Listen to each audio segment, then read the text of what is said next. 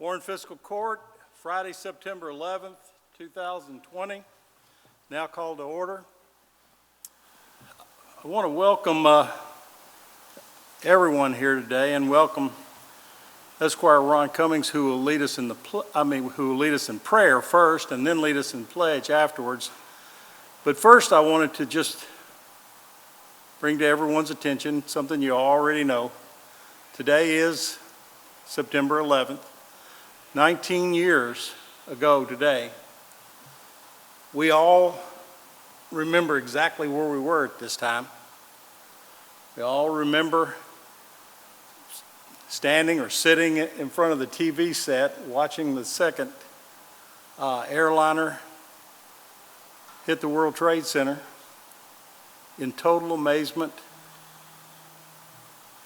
in shock, and in prayer for our nation. 19 years ago, right now. Since then, we've been through a great many other things, and I've been through a heck of a year here in 2020.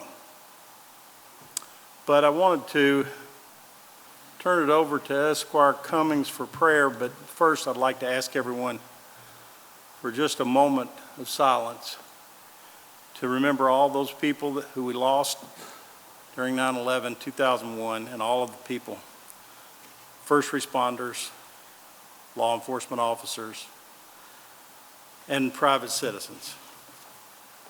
Please bow.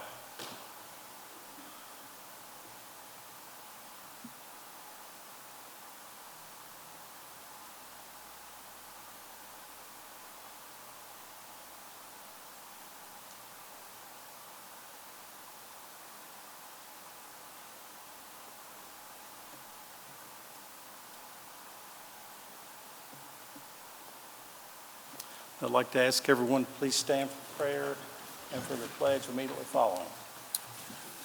Please bow with me and pray. Dear Heavenly Father, Lord Jesus, we come to you today, Lord, with humble hearts, Lord. As the judge just said, it's 19 years ago today that this country, experienced a tragic loss, and Lord, forever changed the course of our history. And Lord, we take this time this morning to come to you, and Lord, just ask you to pray and to heal our country, Lord, to heal the divisions that divide us, Lord. We are more alike than we are not alike. Lord, I come to you this morning in supplication, just asking you for your touch, your healing hand over our country, Lord, and over the folks who was affected by 9/11 some 19 years ago, Lord. We want to thank you for all that you do for us, Lord. We thank you for this beautiful day we have here in Warren County.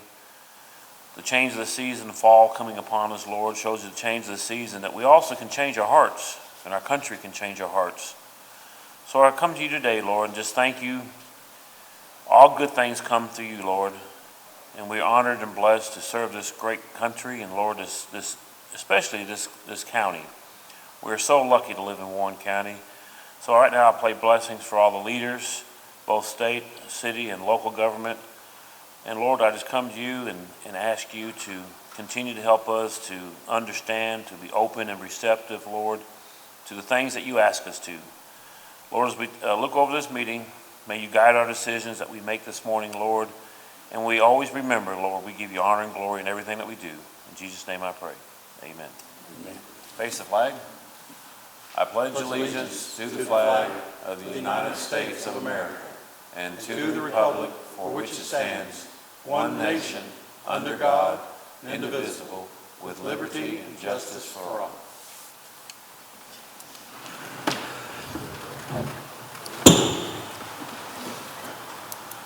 Thank you.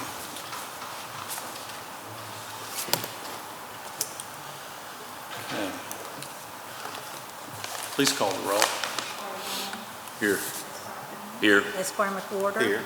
Esquire Lawrence. Here. Esquire Gorman. Here. Esquire Payne. Here. Okay. Need to approve the minutes of the fiscal court's meeting of August 21st, 2020. Motion to approve. Motion to approve by Esquire Lawrence, second by Esquire Cummings. Discussion or questions? Please call the roll. Esquire Young. Yes, ma'am. Esquire Cummings. Yes, ma'am. Esquire McWhorter. Yes, ma'am. Esquire Lawrence. Yes, ma'am. Esquire Gorman. Yes, ma'am. Esquire Payne. Yes, ma'am.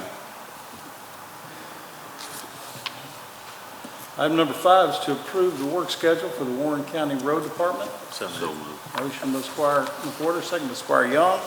Discussion, questions? Please call the roll. Esquire Young. Yes, ma'am. Esquire Cummings. Yes, ma'am. Esquire McWhorter. Yes, ma'am. Esquire Lawrence. Yes, ma'am. Esquire Gorman. Yes, ma'am. Esquire Payne. Yes, ma'am.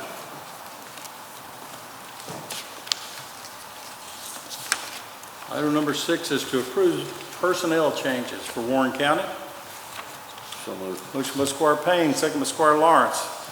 Discussion, questions? Please call the roll. Esquire Young. Yes, ma'am. Esquire Cummings. Yes, ma'am. Esquire Yes, McWhorter. ma'am. Esquire Lawrence. Yes, ma'am. Esquire Gordon. Yes, ma'am. Esquire Payne. Yes, ma'am. I did.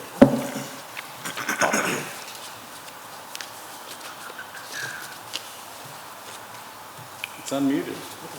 I guess Josh needs to unmute me on his end, maybe.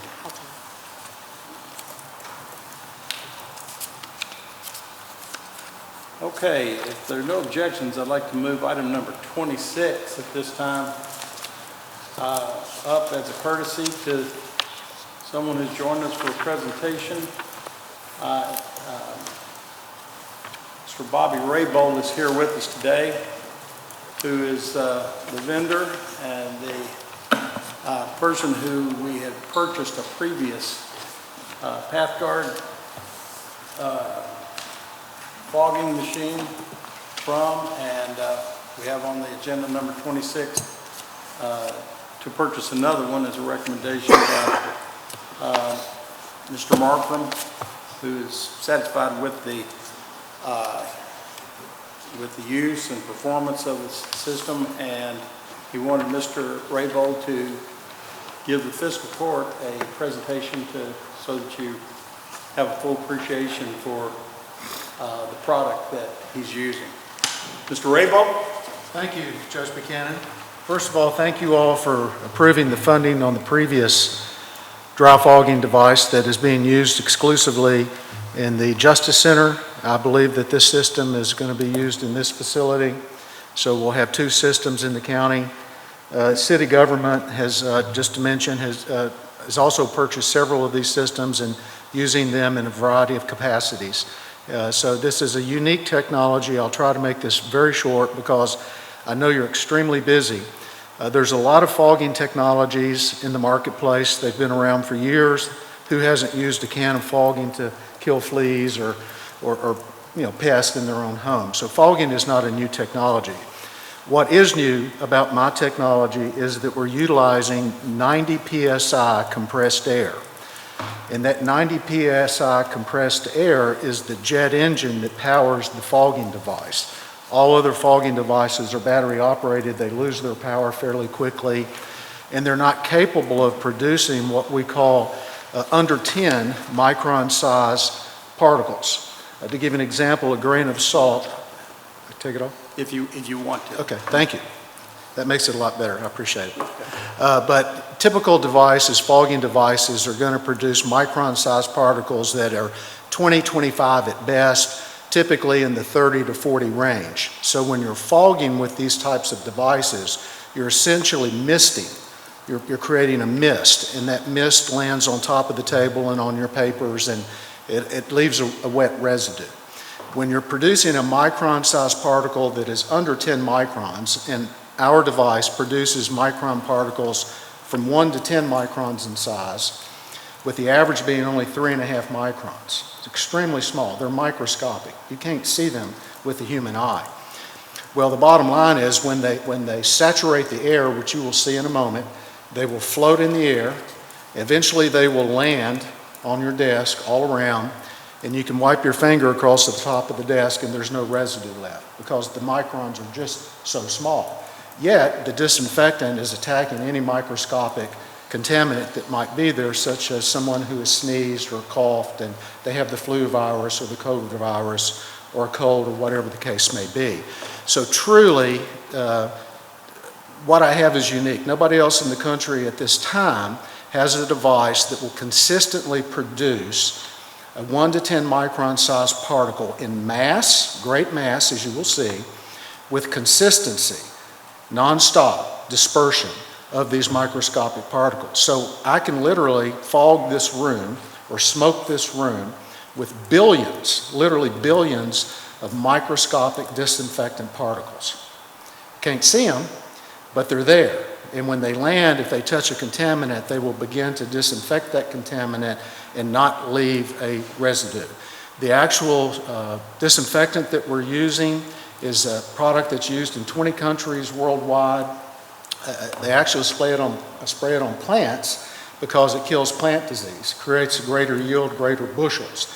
It's sprayed in HVAC systems all over the world because it also kills mold, bacteria, and yeast. It's used in hospitals all over the world. I have case studies of hospitals using it all over the world, including Saudi Arabia uses it in that area of the world. It's all plant-based, and that's what's so unusual about this product. It's exempt from EPA registration because it is an all plant-based product. It doesn't have any chemicals in it, doesn't have any alcohol in it. It's 100% all plant-based, so it doesn't have the restrictions tied to it that you typically see with a chemical-based solution or an alcohol-based solution like a sanitizer. That's going to be regulated by the FDA as an example and requires, unique labeling because it is a chemical-based product.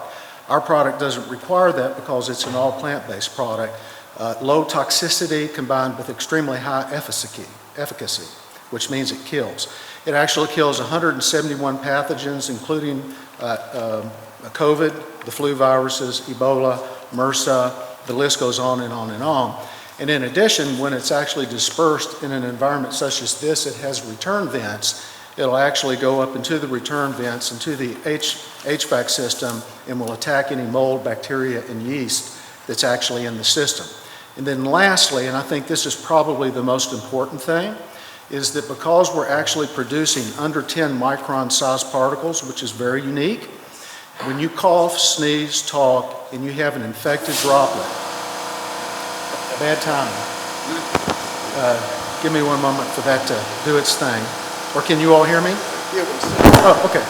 Okay, so my technology is the only technology that I'm aware of in the United States that when you disperse the disinfectant fog in great mass with great velocity and it takes off and fills a room, this room is a little different because of the high ceilings, of course. It is capable of actually colliding with an infected human droplet that is also floating in the air that could have COVID or flu. So here's what happens.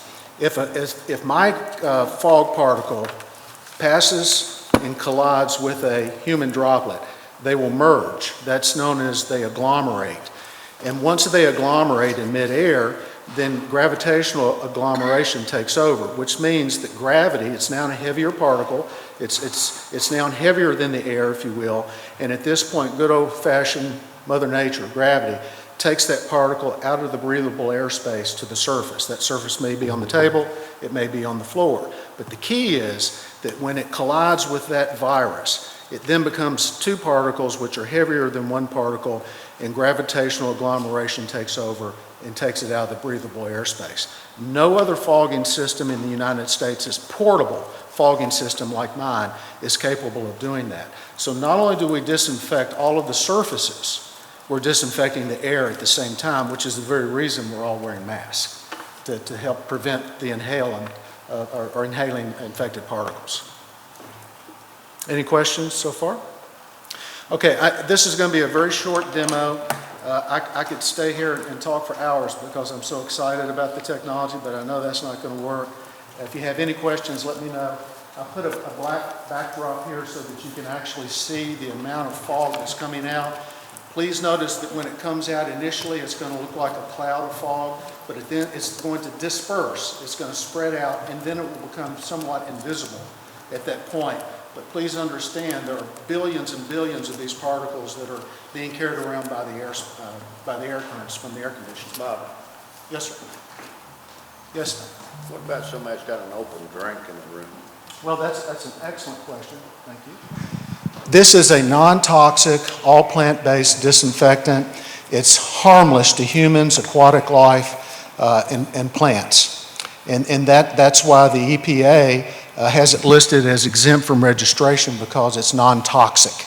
Yet it has what's known as high efficacy, meaning that it actually kills contaminants very quickly. Matter of fact, 3 weeks ago, we got a report from a CDC-approved lab and I'll explain why we did that if you want to know. But according to the CDC-approved lab, it kills COVID in 2 minutes. The initial test, the full report is coming back second week in October, and it'll be a thick report. At that time, we will be qualified to actually apply for the EPA List N, which is typically reserved for chemical-based solutions. So this is unusual. Even though we're an all plant-based product, we will be listed on the EPA N list. That's what most people call it, but technically it's List N. How much product comes with the initial purchase, and what is is it sold by, how is it sold? And then what's it rated for as far as square footage, et cetera? How much can it treat? That is a wonderful question. First of all, because we're producing micron-sized particles that average only 3.5 microns, in a controlled environment, 1 gallon of disinfectant will cover 25,000 square feet of space. And that's what makes it extremely efficient from a disinfectant cost perspective, is that if you're spraying at a 30 micron or a 35 micron level, you're going to use 10 times more disinfectant than what you would use at a 3.5 micron level. And how much is it gallon? I'm selling the disinfectant here in Bowling Green for $70 a gallon. It retails for up to $100 a gallon. I've made it very clear to all of my customers in Bowling Green, I'm starting in Bowling Green, I'm giving you the best price whether you buy 1 gallon or you buy a 55-gallon tub. Yes, sir. Once you fog a room, how long does that last? Depends on the air conditioning, how robust the air conditioning is flying it around in the room, quite frankly. I mean, before you would have to technically want to refog again, that's my question. How long does that disinfect? Well, how long does that effectiveness of the product work? Well, being that it's an all plant-based product, it doesn't have a residual effect like a harsh chemical. Jury is still out on chemicals, as you know. So you would have to disinfect. If you had a big meeting in here today and next week you were going to have another meeting, you'd want to disinfect afterwards. Does the chemical attack the fatty membrane on these viruses and whatnot? Is that the way it works? That's correct, yeah. It keeps it from actually living, and it kills it very quickly. We have other lab reports that show that it kills COVID in 1 minute. The reason that we actually had to get a second lab report is the United States government is getting ready to place a huge order for this actual disinfectant, and they required the patent holder to get a second test, a current test, this time with a CDC-approved lab, before they would actually authorize the purchase. And once again, we got that. I've got a copy of the email directly from the lead scientist at Microlab, which is the CDC-approved lab, acknowledging that it kills COVID, the human strain of COVID. It's a big deal. So we're going to be listed on the EPA N list before the end of the year. It's a procedural thing. But at the end of the day, the lab reports currently show that it kills all of these pathogens. MRSA, you said it's like that? Kills MRSA, kills HIV, kills Ebola. I mean, it's an incredible list of pathogens that it actually kills, and it's all plant-based. That's the wonderful thing about it. So you can literally drink it, and I'm not kidding, the owner of the company has gone into battle, if you will, in a corporate setting with chemical-based salespeople, and he'll take a jug in, take a shot glass, take a shot out of it, ask the chemical guy to take a drink of his chemical. And you know what they do? They never take a drink of it. And that's what's so amazing about this this solution, is that it's all plant-based. It's in the cooking process. The patent is the cooking process, and it comes out in a concentrate. It's truly amazing stuff. How long has this chemical product been on the market? 15 years. 15 years, and it's used in 20 countries worldwide. It's used in cosmetics, it's used in toothpaste, it's used in a variety of capacities, a tremendous amount in the farming industry where they spray it on crops. It's used in these massive poultry, not processing, but growing facilities, because they spray it out in the areas where the chickens live, because it reduces disease. It kills mold, bacteria, and yeast, produces a healthier chicken. Same thing in a not processing, but growing facilities for pigs. So it's an amazing solution. All right, thank you.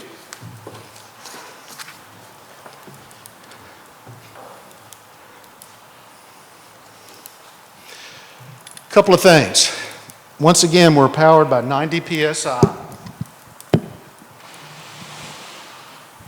So we consistently are going to be able to disperse the actual disinfectant, whereas if it was a battery-operated device, it's going to lose power. It's not going to be able to generate the velocity that this actually produces. Now, when I actually pull the trigger, then I'll get on with it. What happens is inside you have the ultrasonic pistol. You have what's known as a resonator cap. That's a high-speed vibration technology. The resonator cap collides with the 90 PSI high-pressure air. It creates an internal shock wave. That shock wave exits the front of the pistol, as I call it, into the actual nozzle.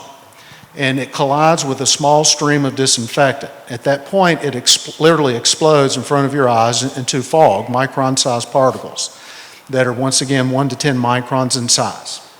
So, if this was a lower room, it would be a more impressive demonstration because typically you would have lower lights and you would see it better. But I put up this backdrop just to give you an idea.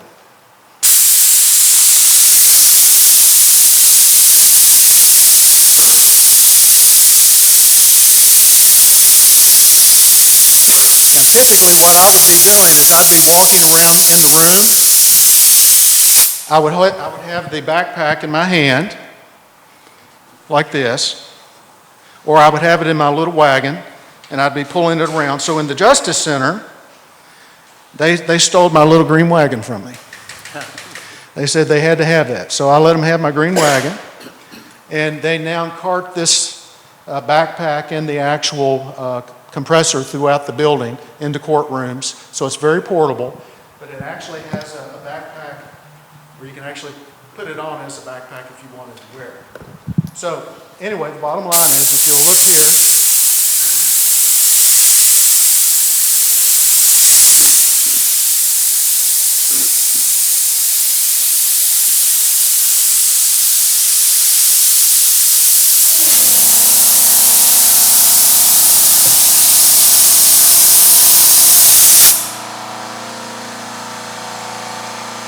if you could see the sun behind the actual black curtain right here, you can, I mean, it's amazing how many micron-sized particles are floating around.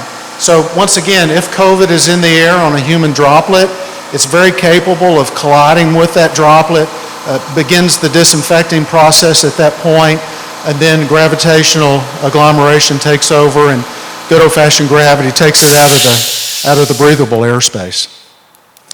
So that's my short demonstration, and I hope you like what you see. It's the latest, greatest technology out there for disinfecting. I can tell you that James Markram is very happy with the performance at the Justice Center and has asked for this additional one for here. So, is there any other questions for Mr. Raybold before we go to this agenda item? Yes, sir. I make a motion that we accept this item. Have a motion by Squire I'll McWhorter second to that. approve the purchase of one pad card fogging machine in the amount of $3,038.58 from Mr. Bobby Raybold as a single source provider for the courthouse. And this is all due to COVID-19 virus. And second by Squire Lawrence. Any other questions or discussion? Is he looking for partners? Pardon me? Is he looking for partners in his Are you business? looking for partners, Mr. Raybold? Well, actually, I have the Kentucky distributorship and Tennessee distributorship, and I am looking for partners, actually. All right. Yeah. Good to know. All right. Any, no other questions? Please call the roll. Esquire Young. Yes, ma'am. Esquire Cummings. Yes, ma'am. Esquire McWhorter. Yes, ma'am. Esquire Lawrence. Yes, ma'am. Esquire Gorman. Yes, ma'am. Esquire Payne. Yes, ma'am. Thank you all. Thank you very much, Mr. Raybold. If you don't mind, hand that microphone to Mr. Gorman, and he'll, or, that's fine. Okay.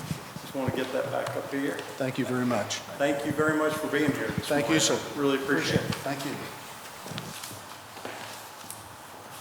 Okay.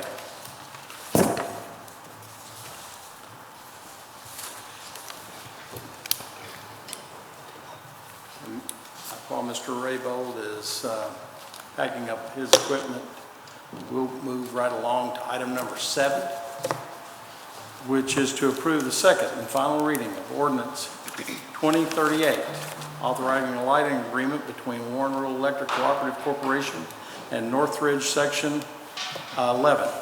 So moved. Motion by Squire McWhorter, second by Squire Young. Discussion or questions? Let's call the roll. Esquire Young. Yes, ma'am. Esquire Cummings. Yes, ma'am. Esquire McWhorter. Yes, ma'am. Esquire Lawrence. Yes, ma'am. Esquire Gorman. Yes, ma'am. Esquire Payne. Yes, ma'am.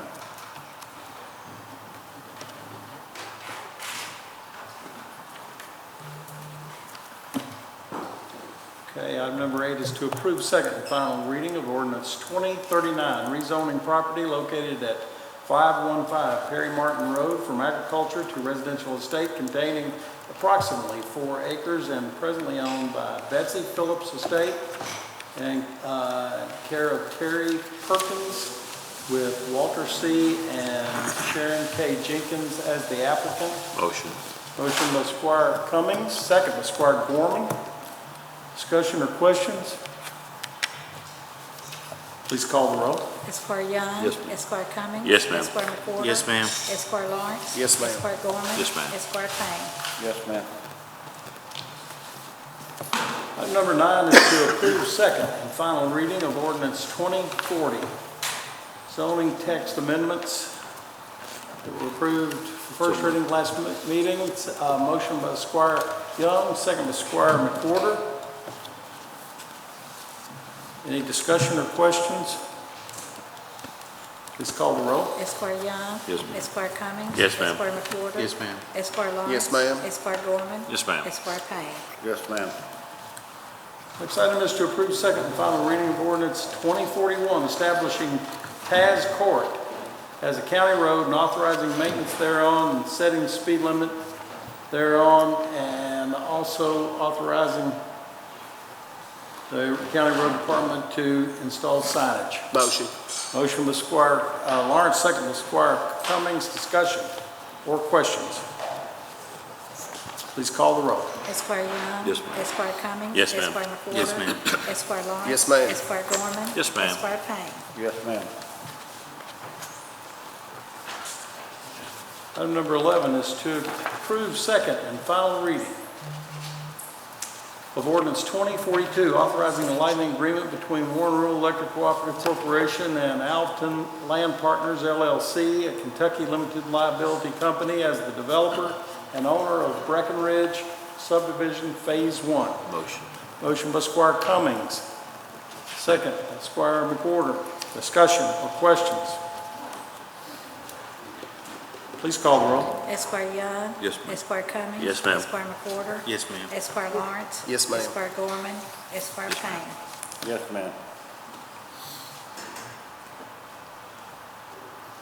Item number 12 is to approve first reading of ordinance 2043, rezoning property located at a portion of 60 the Trace Drive from agriculture to residential estate containing approximately 1.66 acres and presently owned by Thesson Concrete Contracting Company. Motion by Squire Gorman. Second. Second by Squire Lawrence. Discussion or questions?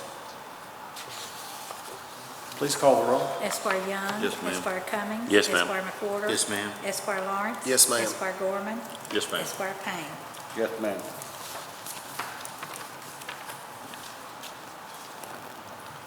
Item number 13 is to approve receipt for transferring delinquent property tax bills from the sheriff to the county clerk for oil bills. So moved. Motion by Squire Gorman, second by Squire Young. Discussion or questions? Please call the roll. Esquire Young. Yes, ma'am. Esquire Cummings. Yes, ma'am. Esquire McWhorter. Yes, ma'am. Esquire Lawrence. Yes, ma'am. Esquire Gorman. Yes, ma'am. Esquire Payne. Yes, ma'am. Item number 14 is probably a bit of redundancy from our last meeting, but this is to approve order of the allowance of the Board of Assessment Appeals in the amount of $300. That is for that extra meeting well, it wasn't the extra meeting, but the third meeting that we talked about last time. So a motion by Squire Cummings, second by Squire Young to approve. Any questions or discussions? Please call the roll. Esquire Young. Yes, ma'am. Esquire Cummings. Yes, ma'am. Esquire Yes, ma'am. McWhorter. Esquire Lawrence. Yes, ma'am. Esquire Gorman. Yes, ma'am. Esquire Payne. Yes, ma'am.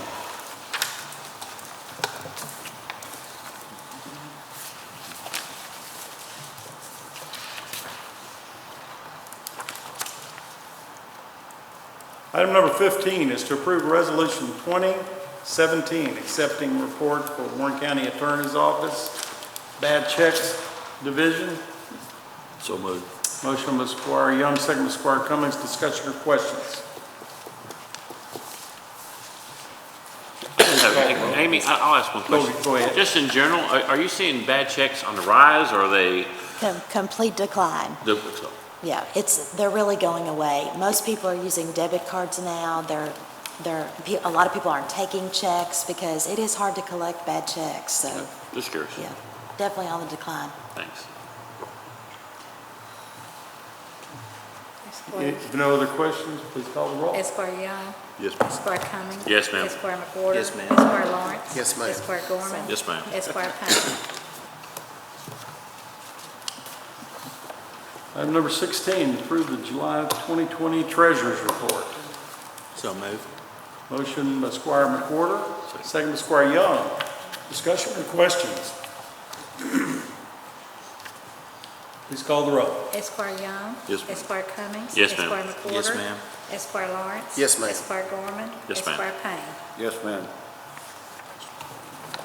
Item number 17, approve first reading of ordinance 2044, authorizing a lighting agreement between Warren Rural Electric Cooperative Corporation and the Eagle Ridge Estates Homeowners Association. Motion. Motion by Squire Lawrence, second by Squire Gorman. Discussion or questions? There being none, please call the roll. Esquire Young. Yes, ma'am. Esquire Cummings. Yes, ma'am. Esquire McWhorter. Yes, ma'am. Esquire Lawrence. Yes, ma'am. Esquire Gorman. Yes, ma'am. Esquire Payne. Yes, ma'am.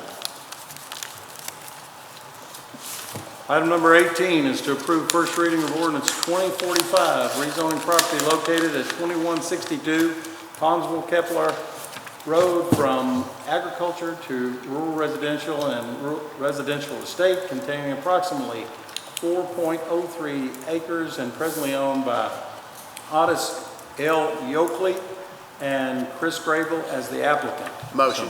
Motion by Squire Lawrence. Second. Second by Squire McWhorter. Discussion or questions? There being none, please call the roll. Esquire Young. Yes, Esquire ma'am. Cummings. Yes, Esquire ma'am. McWhorter. Yes, ma'am. Esquire Lawrence. Yes, ma'am. Esquire Gorman. Yes, ma'am. Esquire Payne. Yes, ma'am. Item number 19, to approve first reading of ordinance 2046, rezoning property located at a portion of how do you pronounce that? Liu Road?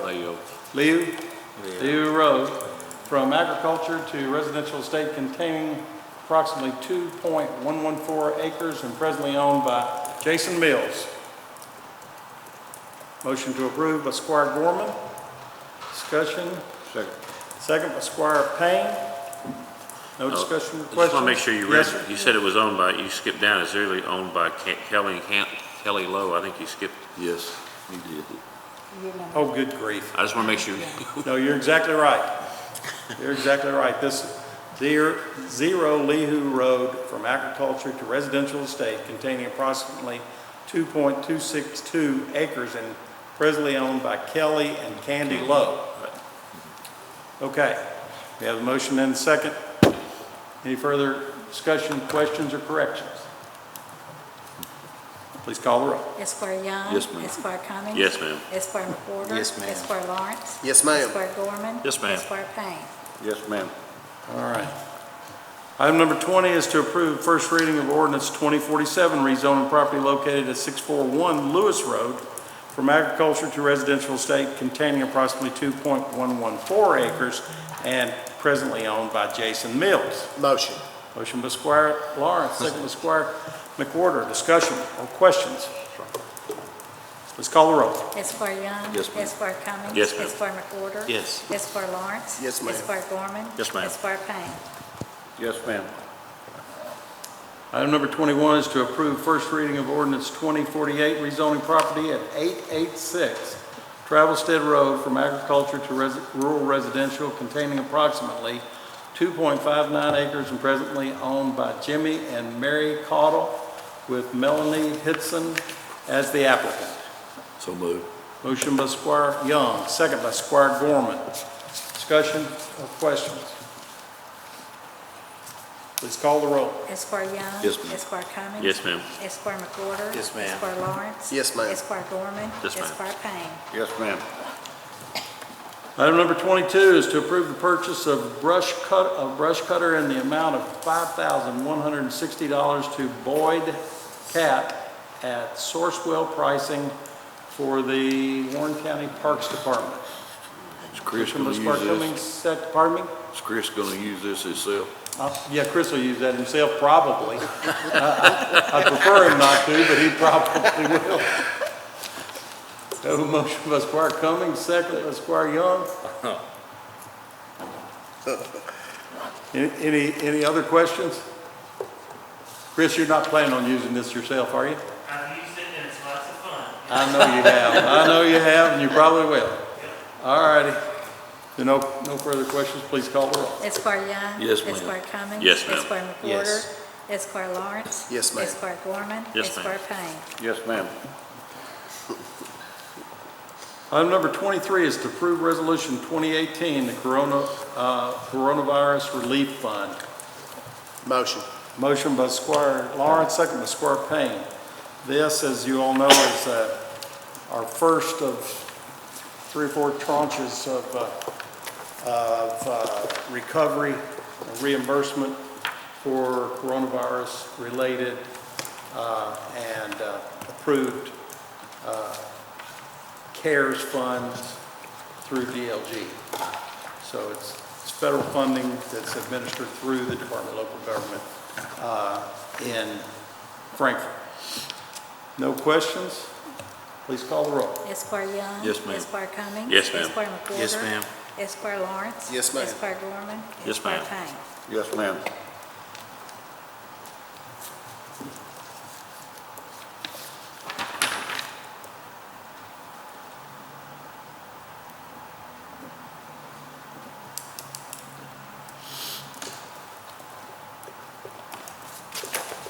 Okay. Item number 24 is to approve an increase for election officers to $180 per day.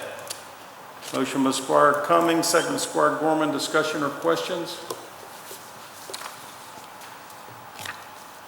Please call the roll. Esquire Young. Yes, ma'am. Esquire Cummings. Yes, ma'am. Esquire McWhorter. Yes, ma'am. Esquire Lawrence. Yes, ma'am. Esquire Gorman. Yes, ma'am. Esquire Payne.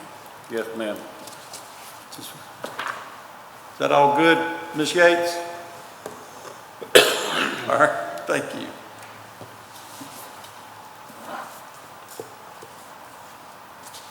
Next item is to approve the payment of $1,000 to DC Elevator for repairs to the number 4 elevator at the parking structure. So moved. Motion by Squire McWhorter, Second. second by Squire Lawrence. Discussion or questions? Please call the roll. Esquire Young. Yes, ma'am. Esquire Cummings. Yes, ma'am. Esquire McWhorter. Yes, ma'am. Esquire Lawrence. Yes, ma'am. Esquire Gorman. Yes, ma'am. Esquire Payne. Yes, ma'am. We've already approved item number 26, so we move to item number 27, is to approve order 2020, reappointing Roddy Grimes and Jim Ed Holland to the Contractors Licensing Board. Motion. Motion by Squire Lawrence. Second. Second by Squire Payne. Discussion or questions? I just want to say publicly, thank those guys who do that job. Without qualified people like these 2 gentlemen serving, it's an important thing that gets kind of swept under the rug of, but without those people who are qualified to work in that role, I just want to say publicly thank you to these 2 gentlemen who agreed to serve. Yeah, they do a good job, and they take their responsibilities very well. They show up They make good decisions, and they provide a service that I think Bob Appling will agree is extraordinarily important. We have, We do. Esquire Young. Yes, ma'am. Esquire Cummings. Yes, ma'am. Esquire McWhorter. Yes. Esquire Lawrence. Yes, ma'am. Esquire Gorman. Yes, ma'am. Esquire Payne. Yes, ma'am. item number 28 is to approve the termination in the amount of $3,019 to Four Winds for an enclosed box trailer rope rescue for the Warren County Technical Rescue Squad. There were 3 quotes received, and this was the lowest and best of the 3 quotes. Motion. Motion by Squire Lawrence to approve. Second. Second by Squire Gorman. Discussion or questions? Please call the roll. Esquire Young. Yes, ma'am. Esquire Cummings. Yes, ma'am. Esquire McWhorter. Yes. Esquire Lawrence. Yes, ma'am. Esquire Gorman. Yes, ma'am. Esquire Payne. Yes, ma'am.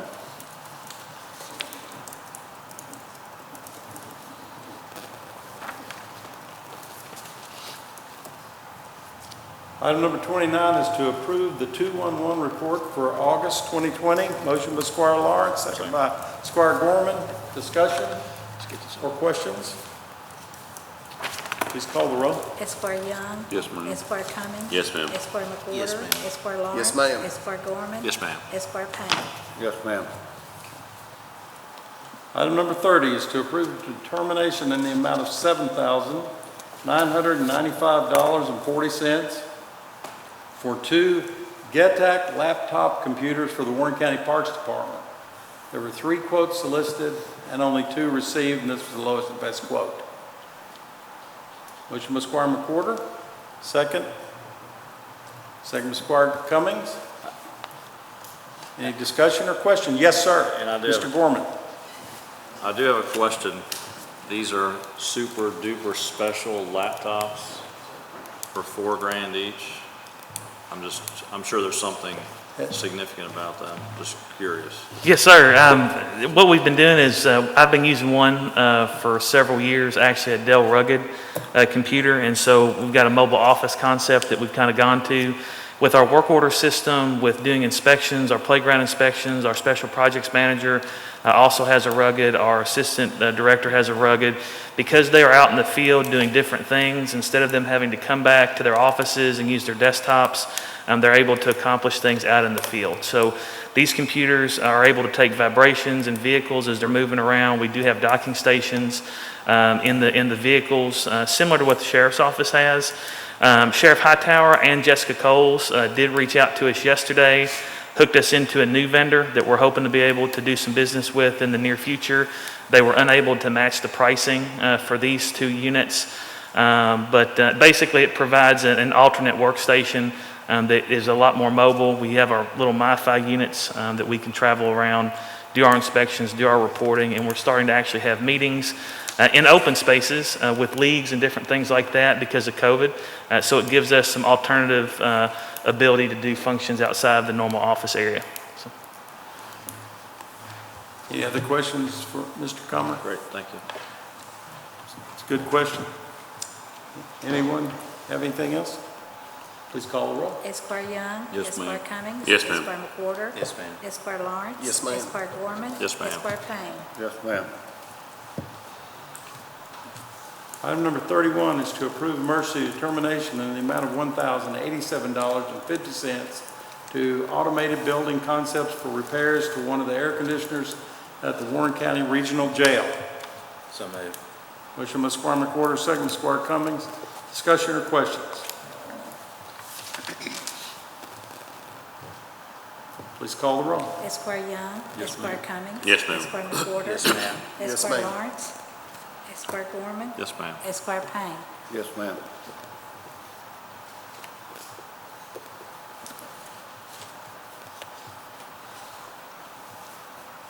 Next item is to authorize county judge executive to advertise for 2 security officer positions for monitoring and screening courthouse visitors.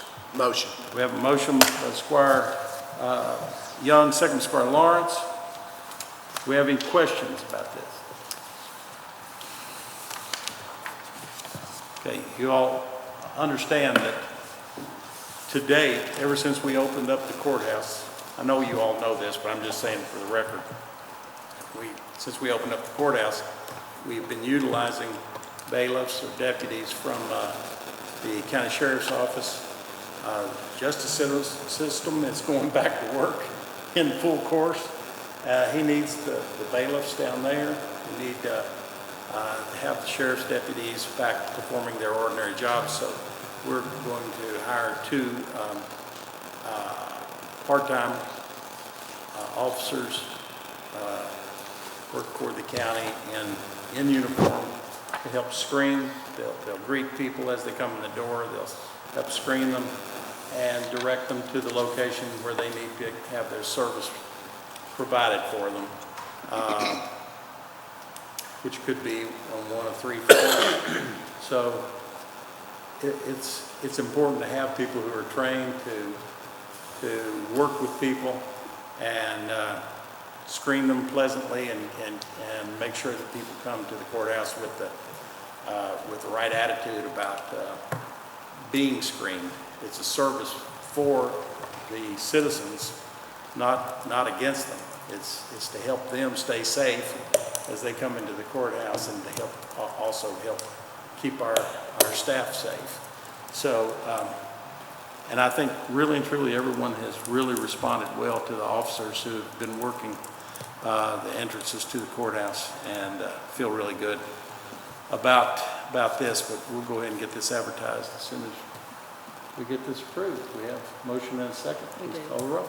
Esquire Young. Yes, ma'am. Esquire Cummings. Yes, ma'am. Esquire McWhorter. Yes, ma'am. Esquire Lawrence. Yes, ma'am. Esquire Gorman. Yes, ma'am. Esquire Payne.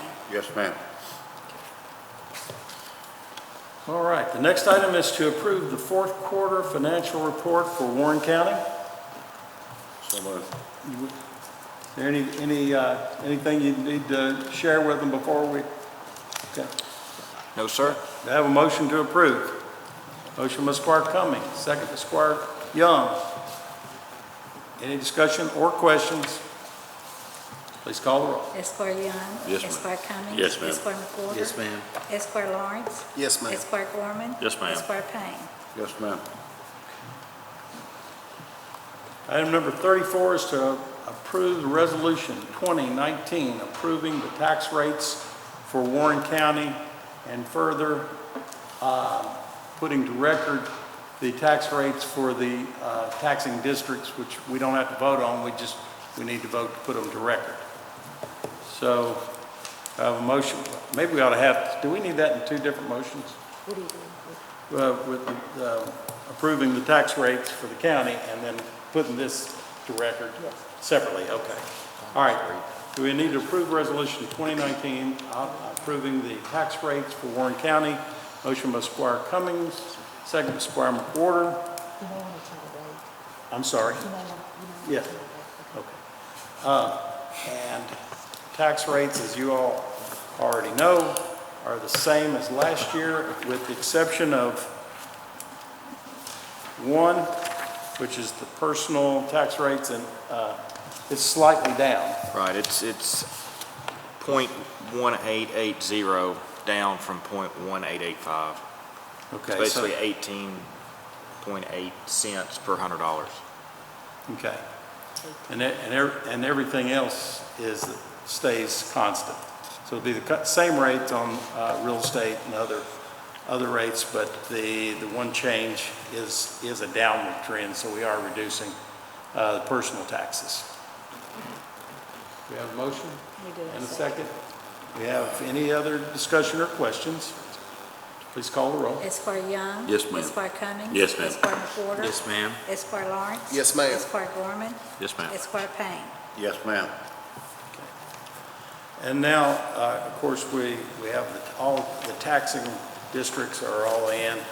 We don't have to approve those, but we do need to put them to record so that they can appear on the taxing, on the tax bill later. So we have all 4 of the taxing districts have turned theirs in from the public health, library, county extension office, and the conservation district. And none of those are up either. So Is there any other? If there is, I'd like to get a motion, since this has something to do with money that we collect. I'd like to have a motion to put this to record. Motion by Squire Gorman. Second. Second by Squire McWhorter.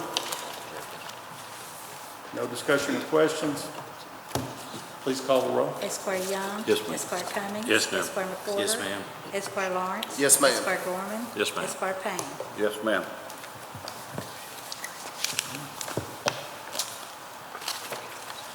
And then item number 35 is to approve the claims so we can pay the bills. Treasurer, please present the claims to the court. $2,021,353. Road fund, $151,055. Jail fund, $521,695. Stormwater fund, $225,792. And hotel tax fund, $450. Be happy to answer any questions. Make a motion, we pay the claims as submitted. Motion by Squire Young to pay claims is submitted. Second by Squire Gorman. Discussion or questions? Please call the roll. Esquire Young. Yes, ma'am. Esquire Cummings. Yes, ma'am. Esquire McWhorter. Yes, ma'am. Esquire Lawrence. Yes, ma'am. Esquire Gorman. Yes, ma'am. Esquire Payne. Yes, ma'am. Okay. I was hoping to go ahead and approve the MOA for the flex funds for the roads, so we could go ahead and work on those. I have talked to the commissioner, though. Ours is ready to go, but it's in a line of those that they're releasing, and we should have them this week. So you'll be asked to approve them at the next meeting, and we can go ahead as soon as we get those approved. As you all may or may not recall, they've already been looked at and approved by the district office, so they've already been inspected. But by law, we have to send them back, and then we have to get their signature, and then after they get their signature, it comes back to us. And at that point, we can release those to go ahead and be resurfaced. But had good news, bad news. They're ready, but they're not here. So. Checks in the mail. Right, checks in the mail. All righty. Sheriff, are you on with us today? Sheriff's not on today? Is Kevin Wiles on there? Nope, okay. All right. Ms. Yates, I see you are on here. Do you have anything you'd like to share with us? No, Jack, thank you all for everything that you do. It was good to see you all this morning in person for a few minutes, so everybody have a good weekend. All right, thank you so much. Good luck getting ready for the upcoming election. It looks like you've got everything organized well. Good, good deal. Thank you. Jailer Harmon. Jailer Harmon's not with us this morning. Mr. Cummer, how are you, sir? We're doing good, sir. Just a couple quick updates on 3 projects. The NCTC project for the wireless mesh system is, I'm so used to wearing this thing, sorry. The wireless mesh system at Fillmore Park is being installed as we speak, should be completed within about 30 days. The multi-purpose gym project is proceeding well. They're putting a construction trailer out there today. They're actually starting to move some of the gas lines. Since I've got everybody in the room, I wanted to see if September the 25th, which is a Friday at 4 o'clock, would work for a possible groundbreaking with the chamber and with, we can get a tent there, we can have it set up at 4 o'clock. That way people hopefully would be able to kind of come and go. If that works for everybody, just let me know at 4 o'clock, but we would like to have all the magistrates, judge, all fiscal court members, other department heads that can make it. We would love to have those folks, everybody there.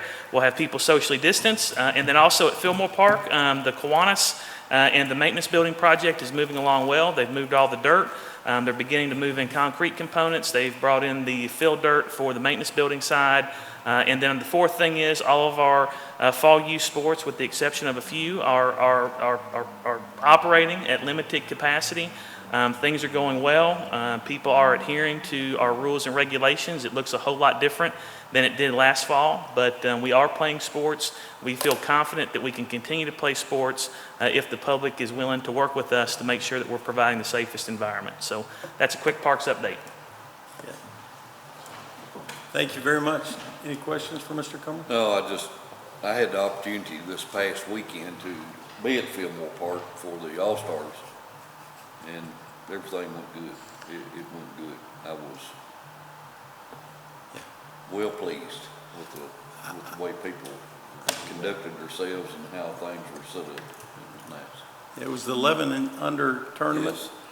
Yeah, I had 3 calls and 1 or 2 texts, all very complimentary of the great job that you and your staff did, and not only in helping everyone to get seated and spread out, but also in keeping everything disinfected and protecting the people who were there. So we got nothing but good comments. Adam Carmen, our park manager there, and his entire team did an outstanding job.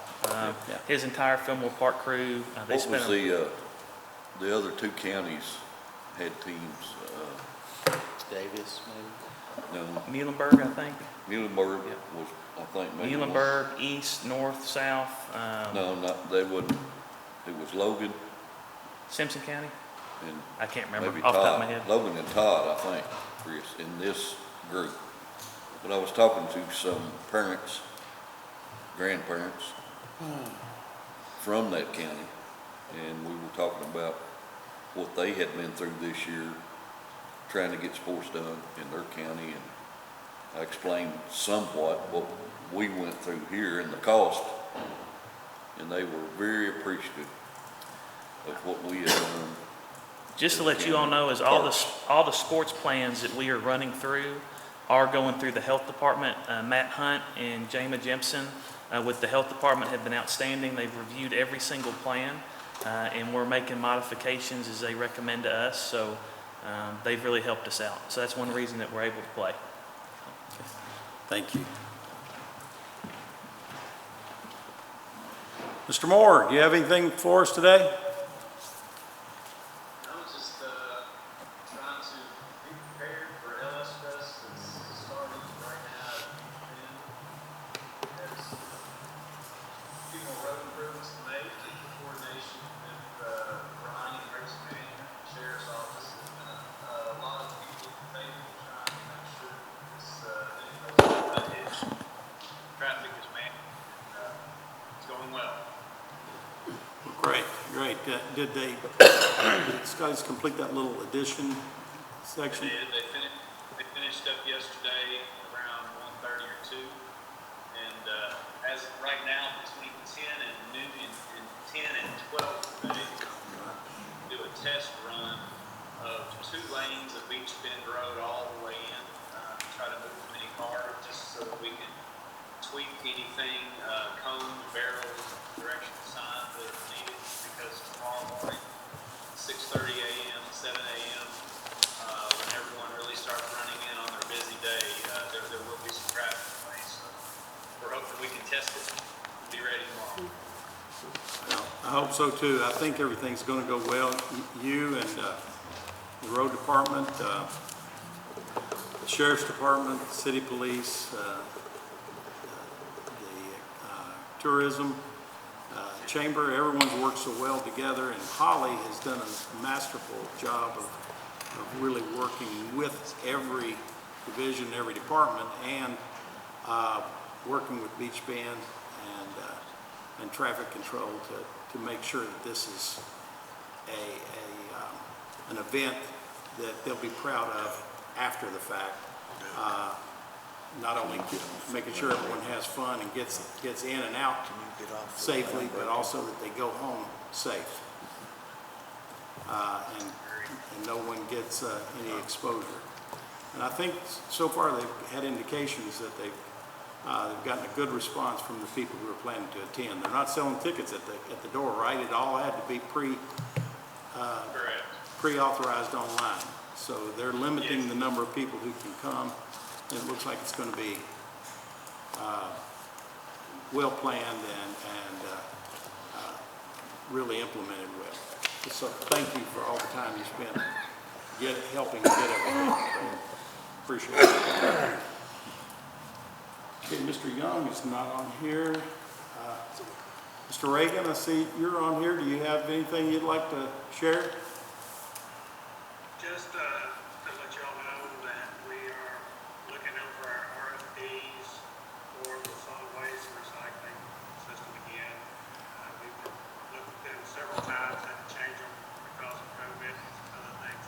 So hopefully we'll have something to you in the next few weeks, but we'll want to discuss that with the solid waste committee before we do that. Okay, good deal. Thank you so much. Appreciate it, Stan. Mr. Pearson, you've had a lot of activity, working not only with the LS Fest, but all the rest of your job as well. It's been a busy time. On a positive note, though, we begin to see a slight decrease in the number of individuals that's been hospitalized with COVID. I noticed that. So we hope that's a positive sign. We still have some cases coming in, but hopefully we're headed in the right direction, and we've got a big weekend planned with the LS Fest, and we appreciate your remembrance this date of 19 years ago for the victims and the heroes that gave up for us. Thank you so much, Ryan. Mr. Branstetter on here? I don't see Bob. Okay. Mr. Appling? Yes, thank you, Judge, for approving those two board members. They're good board members. I've got a good board. There's only one on there that might be suspect. He's in court. I understand. I understand. And I do have a good board, and they do a good job. Thank you. Thanks, Bob. Mr. Peterson on? I'm here, Judge. Hey. Hey, nothing going on? Y'all are just all, A lot going on, thank goodness. We're staying really busy still. A lot of development still happening. It's a interesting time, but things are still moving. thank you so much, man. Keep it moving. We'll do our best. Mr. Lackey on? No. Mr. Markram is not on, I don't believe, okay. Are any of the fire chiefs on? I don't see any of them on here this morning. They're probably not there. All right. Squire Payne, do you have anything you'd like to share? Judge, I just send out my condolences to Miss Marie and her family. Continue to tell everybody to be safe and wear their mask. Yeah, I'm hoping that Marie will be back with us next week, but it just kind of depends. As you all know, she's been off for about 6 weeks, and it seems like it's been 6 years for everyone. We miss her badly, but she and her sister both,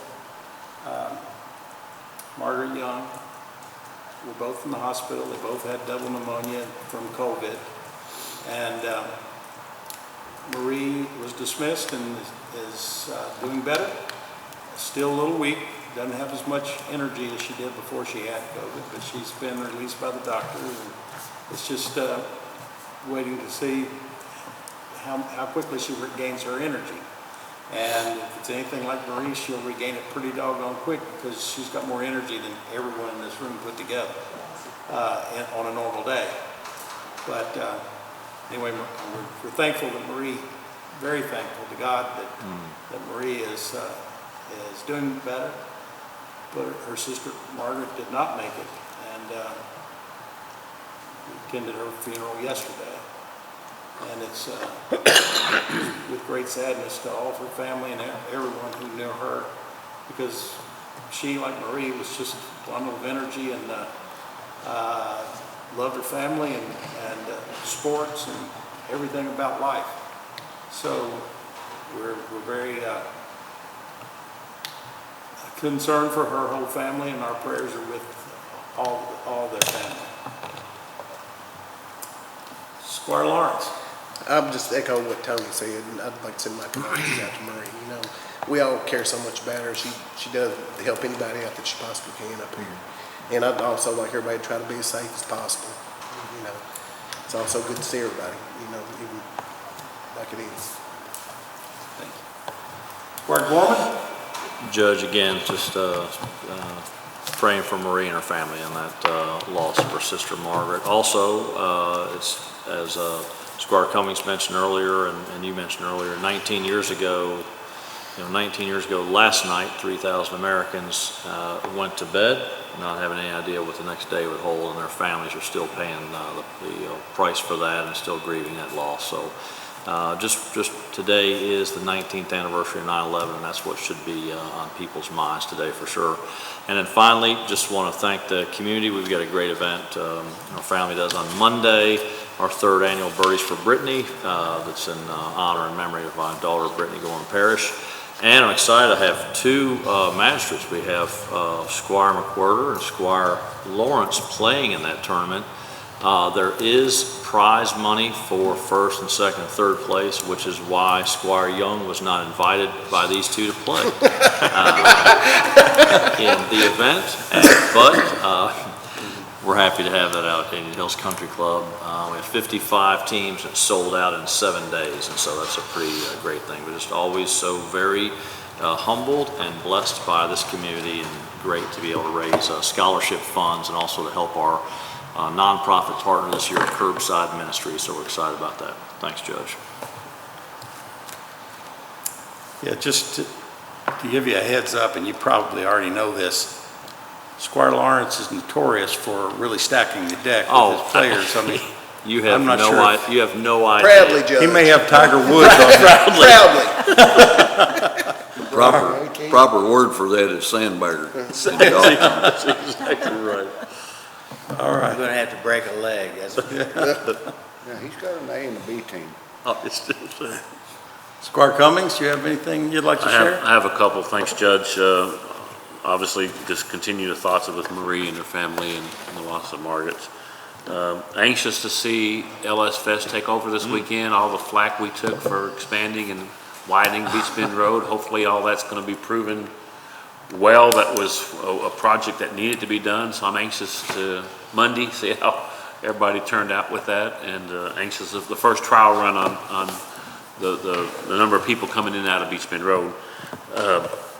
Secondly, be my last opportunity to mention Operation Anvil, that World War II reenactment we got coming up October 4th out at Fillmore Park. We're meeting with Mr. Coomer right after this to finalize plans, but October 4th? October 4th, it's Saturday, and obviously we'd love to have you there. If not, we'll figure something out. But again, the organization is called Honoring Our Heroes. It's a nonprofit, and it's designed to honor the heroes of all genres, not just World War II, but everybody. So we'll be having some special events out there. And if folks out there have never seen a tank, especially a German tank in operation, that'll be out there on the 4th. And it's our 2nd year to do it. We're very excited about what will come from it. But either way, it's going to be a big event, and invite everybody out to participate. It was a cool event last year. It was a great event last year. We had 850 folks come out and watched it, and I think this year will be even better. A lot of the World War II reenactment events have been canceled across the country because of COVID. So we have a good expectation of a lot of our reenactors will hear, because it'll be one of the first ones they can attend and participate in. So it's going to be a good event. A lot of planning, a lot of work still to do between now and then, but we're anxious to pull this off again for Warren County. So. And last but not least, I want to just remind fellow squires and citizens of Warren County, this I-65 feasibility study is in full force. They had the first public forum last night online for that, and for all citizens of Warren County, this is a huge, thing's going to help our county to have another entry off of I-65 somewhere in South Warren County. They're in a feasibility study right now. I've been involved with them, multiple times on meetings.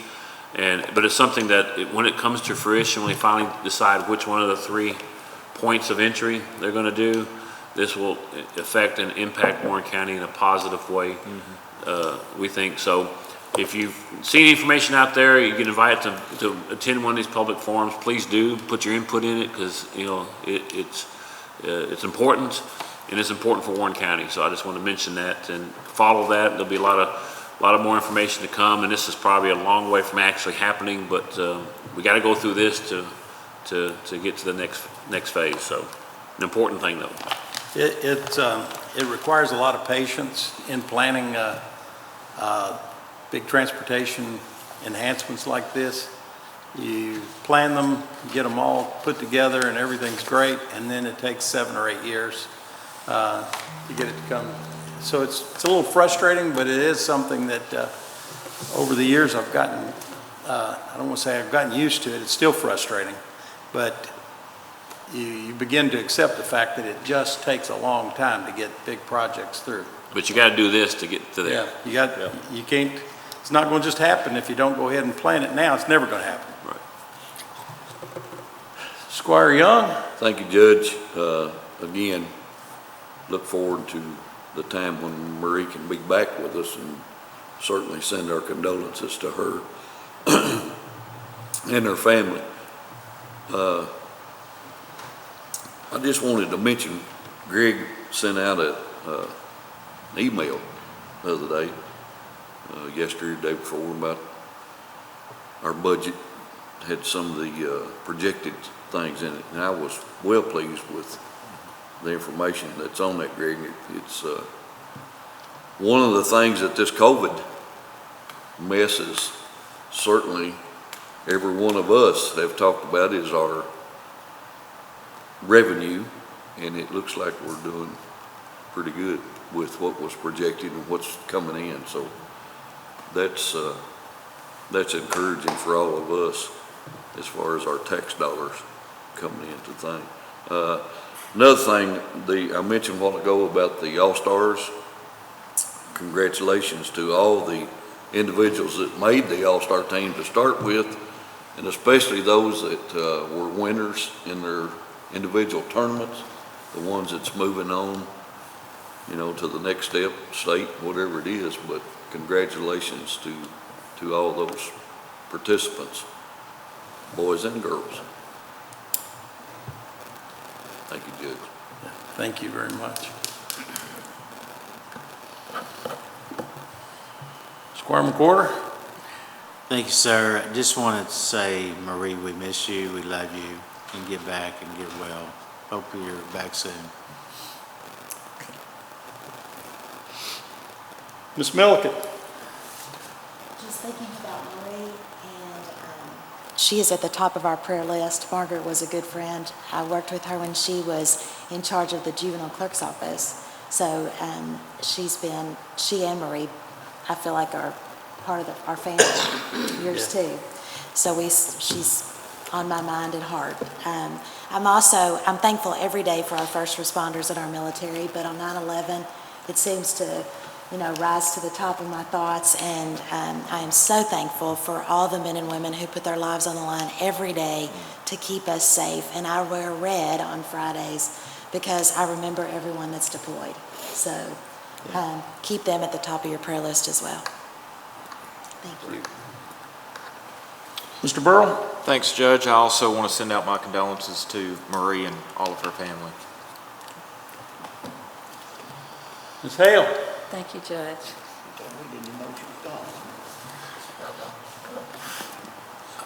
I just wanted to expand a little bit on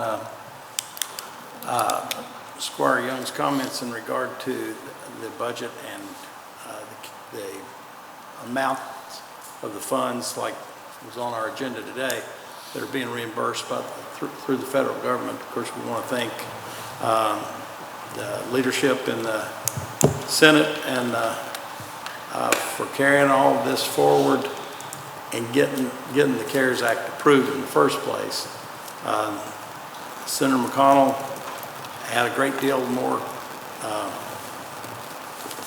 success in getting the CARES Act approved than the wall we're hitting with the HEROES Act. It's not quite, we're not quite there yet. I wish we'd go ahead and get that finished up, but they really put a great deal of public money into making sure that local governments had a backup for these additional expenses that COVID has hit us all with, and we appreciate the great job and the backup that they've given us, because it's going to allow us to continue to provide services locally that otherwise we may not have been able to because of the additional expenses. And I also wanted to again remember all of our first responders, police officers, firefighters, ambulance drivers, everyone who gives of their life every day, gives a portion of their life, their time away from their families in an effort to protect us. And so many of them were lost on 9/11 of 2001. It's something we should never forget. We don't talk about it as much as we used to, but we certainly think about it every September 11th, and we should continue to for some time to come. The COVID pandemic has led us to a further recognition of the value of our first responders and how much we depend on them and how much we appreciate what they give of themselves to provide safety and care for everyone in need. I don't know of any other time where we've had, well, there has been no other time in my lifetime where we've had a virus, an invisible enemy like this, to change our lives, change our way of living each day. It's changed our economy, and it's changed the way we look at each other. Unfortunately, besides the fact that it has given us a full appreciation for so many things in our lives, it's also provided a lot of stress and dissension in our society. And I have to believe that many of the riots and things that are going on are more about the stress that has been caused by this virus and this shutdown, the quarantine, the stay-at-home orders. It has gotten everyone into a frame of mind where they're less forgiving of each other. And I just want to say that this is something we're going to have to work through for some time to come. And it's amazing to me that less than a week ago, we had twice as many people in the hospital with COVID. But because people have actually started wearing their mask in public, a simple thing, just social distancing, wearing masks, we've been able to go back to our doing our business. We've been able to go back to work. We've been able to go back to church. We've been able to actually participate in quality of life things at the parks. Things that we care about in our lives. Spend time with our families out in the sunshine, because more people are actually being conscious of how their actions affect other people. Finally. But that being said, we've also just gone through Labor Day weekend. We're yet to see if that affects us, if like the 4th of July weekend, if we get another surge throughout the nation because people let their guard down on Labor Day weekend. We won't know that for another week or so. But, and I hope because they're wearing their mask and because they're more conscious of it, we're not going to have another setback.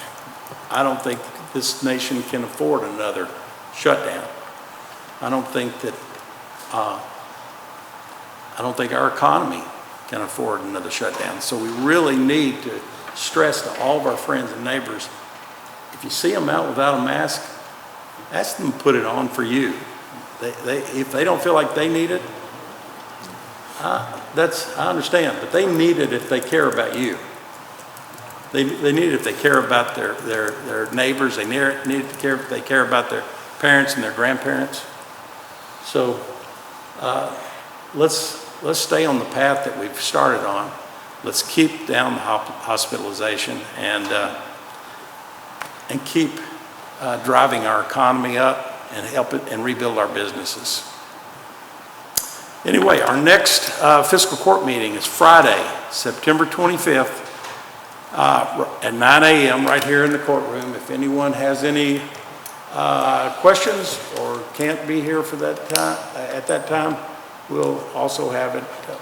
You'll be able to access it on Zoom. Otherwise, there's no other business to be brought before this body. Do I have a motion to adjourn? Motion to adjourn. I have a motion by Squire Lawrence, second by Squire McWhorter.